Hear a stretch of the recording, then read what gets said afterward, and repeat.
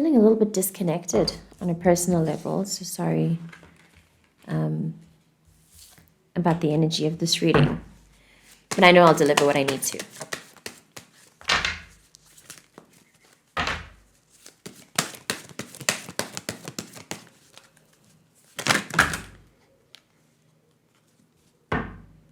And put that back. Try again. So beautiful, man.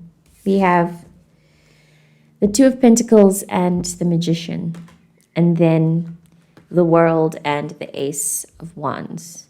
This fell out, so it flipped and fell out, you know? It did like a somersault, which is cute. Fun. So fun. So fun. A fun time might not feel like it. In the frequency of somebody who's trying to juggle a lot of demands from their life. It may be from work, it may be from home. They're just experiencing a season, this person I'm envisioning, you or someone you know, please do not continue watching if it doesn't resonate. This person is like, there are a lot of demands that are happening all at once. And there's a lot of pressure as a result. And it's the standard frequency we all experience as human beings when we have a lot to do, but we don't know where to start. And I mean, you know, the standard advice of just starting, just start, just do something, right? But there's something more happening here. Beneath that instruction, a suggestion to just start something, there's something that can come from this experience. There's a lesson, yes. There's a lesson in realizing how easy it can be for you to start things if you just, or rather, let me say, it feels like the only blockage between you and actually starting the thing is a disconnect from your own sense of will and ability to do things and get things going. And I think that the deeper thing that's happening beneath all of the obligations that you may be feeling overwhelmed by at this time is, okay, let me relate personal experience. When I feel this way, specifically as I do just any task, I've got a list of tasks, just pick one, close your eyes, pick one random one and then do it. After doing it, I pay attention to the sensation that I feel once I complete the task. That the frequency of, oh, this is actually really easy. I didn't have to procrastinate. This didn't have to take that long. Wow, it was so simple to do. And I did it so quickly. The energy of that, the frequency of that is what is, I feel, being integrated into your life right now, where you'll be able to feel it more often and you won't be overwhelmed and even if you do find yourself overwhelmed, it won't be a big deal, you know? The point is to experience. That's all it is. And it feels like maybe there might be too much pressure on trying to experience it well versus just experiencing it. Just do it. You don't have to show up as your best all the time. You just have to show up as yourself. That is the best.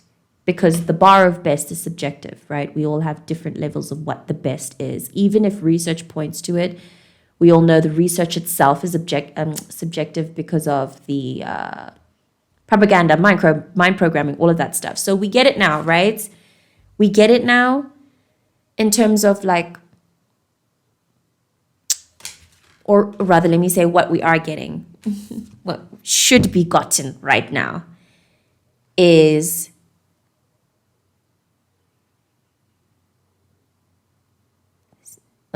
there are so many phrases, and I don't want them to sound cheesy, but this is the best I have.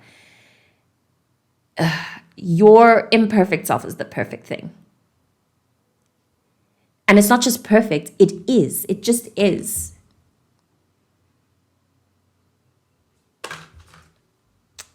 Say you face a situation where at work, you make a really stupid mistake. You make a really, really dumb error. And Yeah, no, actually, you make an inexplainable error. One of those things where it's just like, I don't even know why I did that. Maybe I was overwhelmed. I don't know. I can't explain. It just happened. Oopsie. Consider the many ways that you can then respond to that situation. You could either continue the oopsie frequency, the whoa, whoa, and be like, oh, let me fix it, blah, blah, and continue riding that crazy wave. Or you could take control of the fucking wave and be like, I did that. I don't understand why I did that.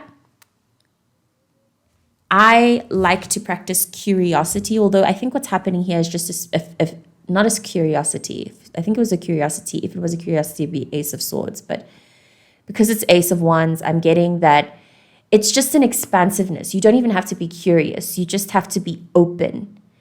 Don't, if you make a mistake, be like, darn it, now I'm going to just be making mistakes forever. Ugh. Even the way that sounds like, what? No. Try instead to be like, that was fucked up. Let me see what else happens. Let me just keep going, keep trying my best, and let me see what else happens. Oopsie, my bad. Let's see what else I can do. Try to be observant. Try to be observant and really, really present with how you feel during the stage of overwhelm. Learn how certain stages are part of your cycle. They're just part of the things, you know?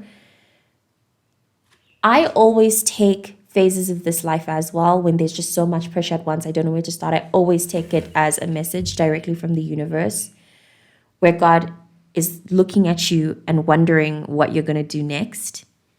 Again, there's no expectation for you to do good or bad or anything. You just have to do. So just try to keep going. And as you keep going, shed the expectations you have over how things should look like as you keep going. Just keep going. Just vibe and see and feel and observe. It feels like an internal observation is prioritized, though. So try to pay attention to how. And it's not even how, I was going to say how you feel, but it's not that. Try to pay attention to how you're changing. Because that's definitely happening. It seems like something, because I'm also recording this during a Mercury retrograde season. You know, how the past repeats and stuff. So consider how that past is repeating so that you can, it's like, oh yes, that episode of, come on, what is it? Midnight Gospel. Thank you. Midnight Gospel, where that guy, I don't remember which episode it was, but it's the jail episode where he has to kind of repeat the loop again and again until he eventually gets it right. Yeah, something like that. Until you get it right. But how you get it right is by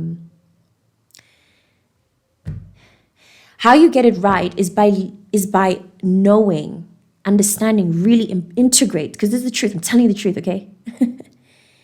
That there's no right. Because there's no right or wrong. Whatever you do is whatever you do. So you get to choose whether or not it's right or wrong. But the point is to know that it's always right. Everything you do, every choice you make is predestined and therefore always correct. Otherwise, it wouldn't be happening. Everything that is happening is meant to be happening. That's the belief system. If you don't believe that, then again, this isn't for you. But if you do believe that, then it's time to integrate that.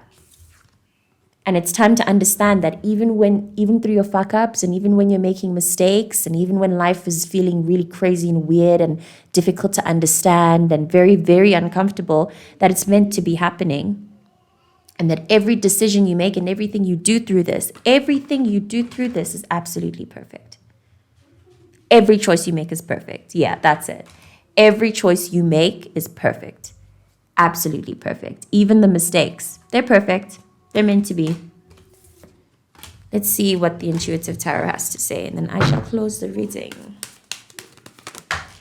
I knew it, yeah. I had this envisioned when I was talking about, when I was referencing the energy of what I was feeling from this is what I got in this deck, the One of Discs. And God bless, we have the Star. I love how often this card has been showing up lately. This is definitely the star season where a lot of us are coming into ourselves. We're coming into our powers, not just as individuals with our cute little ego identifications, but we're coming into our power as not subconscious, you're conscious beings. Conscious beings. I wasn't paying attention. I wasn't paying attention to what I was saying. Anyway, the point is that is what's important here. A lot of people are going to come with labels and there are so many labels to identify as during this time in order to empower you and make you feel important. And while you are important through those labels, maybe you are amazing because you're queer, which you are. You're amazing because you're black, which you are. Those are just labels. They're amazing, but what's actually happening is something inside. What's actually happening is the frequency of empowerment. It's the energy of empowerment that you feel when you identify with those labels. It's not about the labels. I don't even know why that came out in this reading. I'm going to just read the one of discs and close it. We have the ability to manifest ideas into physical reality. Exactly. This is also the card of manifestation. So this is perfect. You just be aware of where your state of mind is at, because you're clearly in a crazy season. While everything feels confusing and up and down, if you pay close enough attention, it's technically everything that you asked for. And it's everything that's destined. That's the point. That's the point. 2 major arcanas and another one on the other side of the deck. That's the point. There are things so much bigger happening right now. Someone with their feet firmly on the ground, abundance, physical well-being. This card also speaks of abundance, spiritual abundance, like high enlightenment, heaven consciousness type stuff. Sensuality, the love of material reality, a need to base ideas on experience, observation, and experiment, seeing what is. Yeah, this is wonderful. Really, really great. I hope that through it you can feel that. Through the drama and the whoa, whoa, whoa, I hope you can feel that everything's amazing right now. Wow. Thank you for watching. I will see you in the next reading.